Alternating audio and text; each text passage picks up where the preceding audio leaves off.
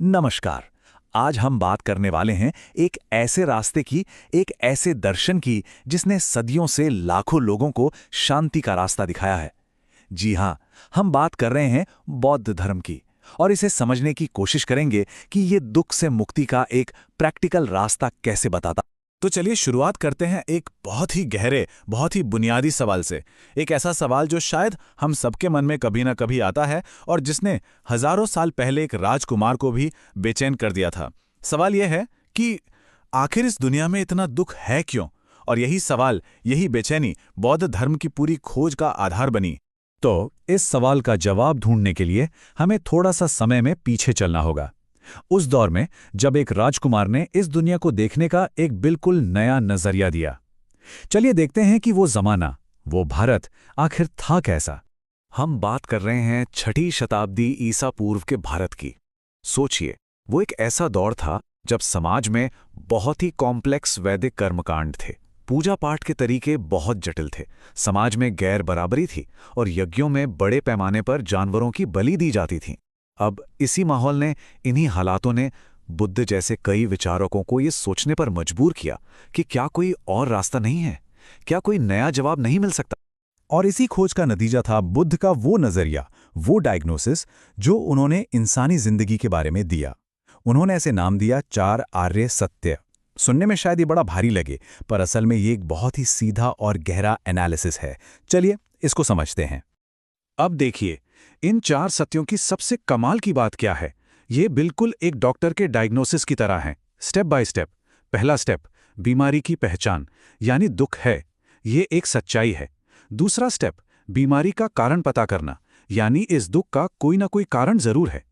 तीसरा स्टेप, ये तसल्ली देना कि इलाज मुमकिन है, मतलब इस कारण को खत्म किया जा सकता है। और चौथा और आखिरी स्टेप, इलाज का नुस्खा, यानी दुख को खत्म करने का एक ठोस रास्ता भी है। तो सवाल उठता है कि आखिर ये कारण है क्या? दुख की जड़ क्या है? बुद्ध के मुताबिक वो एक शब्द है, तृष्णा। अब तृष्णा का मतलब क्या है? इसका सीधा सा मतलब है किसी भी चीज के लिए एक बहुत गहरी इच्छा, एक क्रेविंग, या कहें कि सांसारिक चीजों से बहुत ज्यादा अटैचमेंट। बुद्ध ने कहा कि यही वो जड़ है जहां से हमारे सारे दुख निकलते हैं। ठीक है, तो अगर बीमारी तृष्णा है तो फिर इसका इलाज क्या है? इसका प्रिस्क्रिप्शन क्या है? बुद्ध ने इसके लिए भी एक बहुत ही प्रैक्टिकल सॉल्यूशन दिया और उसे हम जानते हैं अष्टांगिक मार्ग के नाम से। ये वो 8 कदमों वाला रास्ता है जो हमें दुख से आजादी की तरफ ले जाता है। और इस पूरे रास्ते का जो कोर प्रिंसिपल है ना, वो है मध्यम मार्ग या द मिडल वे। इसका मतलब है बैलेंस। ये रास्ता न तो ये कहता है कि सब कुछ छोड़ छाड़ कर शरीर को कष्ट देकर कठोर तपस्या करो, और न ही ये कहता है कि दुनिया की हर चीज के पीछे भागो, भोग विलास में डूब जाओ। नहीं, ये इन दोनों एक्सट्रीम्स के बीच का एक बैलेंस्ड, एक प्रैक्टिकल रास्ता है। अब इस 8 कदमों वाले रास्ते को और आसानी से समझने के लिए हम इसे 3 मेन पिलर्स या 3 हिस्सों में बांट सकते हैं। पहला है प्रज्ञा यानी विजडम या सही समझ। दूसरा है शील यानी एथिकल कंडक्ट, हमारा बर्ताव कैसा हो। और तीसरा है समाधि यानी मेंटल डिसिप्लिन, मन को साधना। ये तीनों ही मिलके इस रास्ते की मजबूत नींव बनाते हैं। तो ये 8 कदम इन्हीं 3 पिलर्स में फिट होते हैं। देखिए, पहला पिलर है प्रज्ञा यानी समझदारी। इसमें 2 चीजें हैं, सम्यक दृष्टि मतलब चीजों को वैसे ही देखना जैसी वो हैं, अपनी पसंद नापसंद का चश्मा लगाकर नहीं, और सम्यक संकल्प यानी हमारे इरादे नेक हों। फिर आता है दूसरा पिलर, शील यानी हमारा आचरण। इसमें है सम्यक वाणी यानी सच बोलना, प्यार से बोलना, सम्यक कर्म यानी सही एक्शन लेना, और सम्यक आजीविका मतलब अपनी रोजी रोटी ईमानदारी के रास्ते से कमाना। और आखिर में है तीसरा पिलर, समाधि, जो हमारे मन को साधने के लिए है। इसमें आते हैं सम्यक प्रयास, सम्यक स्मृति और सम्यक समाधि। ये सब मिलकर हमें अपने मन पर काबू पाना और प्रेजेंट मोमेंट में जीना सिखाते हैं। तो ये तो हुई फिलॉसफी की बात।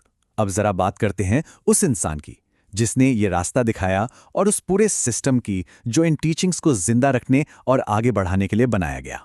ये कहानी शुरू होती है सिद्धार्थ गौतम से।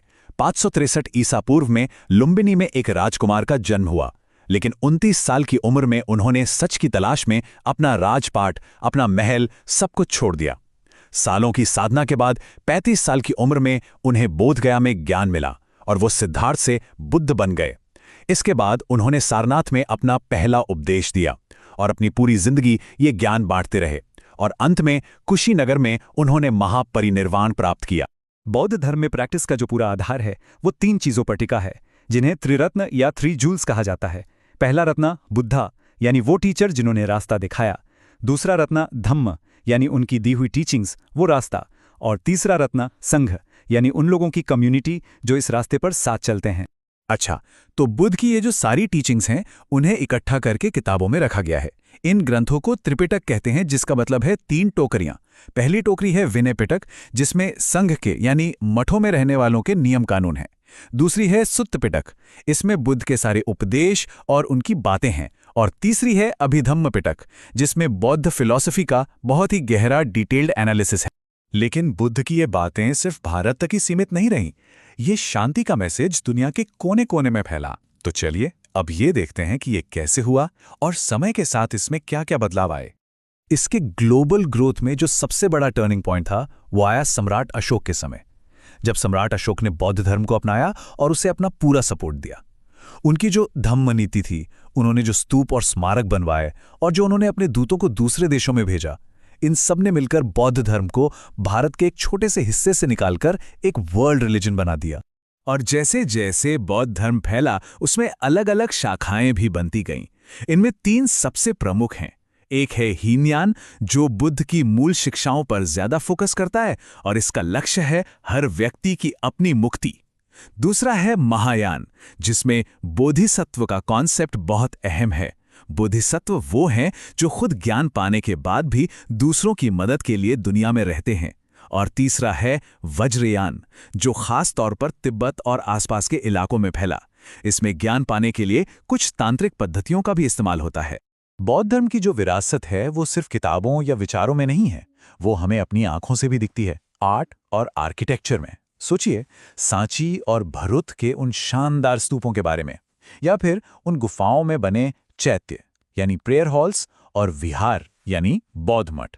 ये सब आज भी उस दौर की कहानी कहते हैं। और धर्मचक्र या बोधि पेड़ जैसे सिंबल, ये तो आज भी बौद्ध धर्म की पहचान है। लेकिन एक बड़ी विडंबना देखिए, जिस धरती पर बौद्ध धर्म का जन्म हुआ, वहीं पर धीरे धीरे इसका प्रभाव कम होता गया। अब इसके पीछे कोई एक कारण नहीं था, कई वजह थीं। एक तरफ ब्राह्मण धर्म का फिर से उभार हो रहा था, दूसरी तरफ खुद संघ के अंदर कुछ हद तक भ्रष्टाचार आने लगा था, और जो शायद सबसे बड़ा झटका था वो था बाहरी आक्रमणकारियों का हमला, जिन्होंने नालंदा जैसी महान यूनिवर्सिटी को जलाकर राख कर दिया। इन सब चीजों ने मिलकर भारत में इसकी जड़ें कमजोर कर दीं। लेकिन भले ही इसका प्रभाव कम हुआ हो, बौद्ध धर्म ने भारतीय समाज पर एक ऐसी छाप छोड़ी है जो कभी मिट नहीं सकती। इसने हमें नैतिकता, करुणा और अहिंसा का पाठ पढ़ाया। और ये सिर्फ एक धार्मिक आंदोलन नहीं था, ये एक तरह की सामाजिक क्रांति थी, जिसने बराबरी की बात की और जाति व्यवस्था जैसी कुरीतियों को सीधी चुनौती दी। और ये सारी बातें हमें आज एक बहुत जरूरी सवाल पर लाके खड़ा कर देती हैं।